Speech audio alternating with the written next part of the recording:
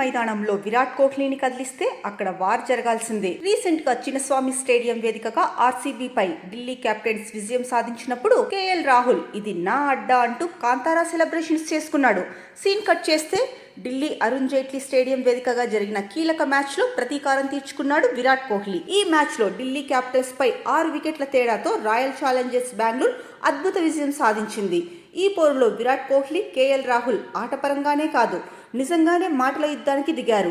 ఒకరినొకరు తిట్టుకుంటూ ఒకరిపైకి మరొకరు వెళ్లి గొడవ పడ్డారు. ప్రస్తుతం ఇందుకు సంబంధించిన వీడియో సోషల్ మీడియాలో వైరల్ గా మారింది. వాస్తవానికి కేఎల్ రాహుల్, విరాట్ కోహ్లీ మధ్య ఏం జరిగిందో స్పష్టంగా తెలియదు కానీ ఒకరినొకరు చెయ్యి చూపించుకుంటూ మాట్లాడుకున్నారు. మైక్ లో రికార్డ్ అయిన వారి మాటలు అర్థం కాలేదు. కానీ ఏదో అంపైర్ ఇచ్చిన నిర్ణయంపైనే ఇద్దరు సీరియస్ గా డిస్కషన్ చేసుకున్నట్లు తెలుస్తోంది. కానీ కోహ్లీ ఎక్కువసేపు రాహుల్ తో వాదించలేదు. ఛేదనలో ఉండడంతో తానే వెనక్కి తగ్గి క్రీజ్ దగ్గరికి వెళ్లిపోయాడు కోహ్లీ. రాహుల్ కూడా అసహనంగా అక్కడి నుంచి వెళ్లిపోయాడు. ఈ మ్యాచ్ లో రాయల్ ఛాలెంజర్స్ బెంగళూరు విజయం సాధించి పాయింట్ల పట్టికలో అగ్రస్థానానికి వెళ్లింది. ప్లే ఆఫ్స్ కు మరింత దగ్గరైంది.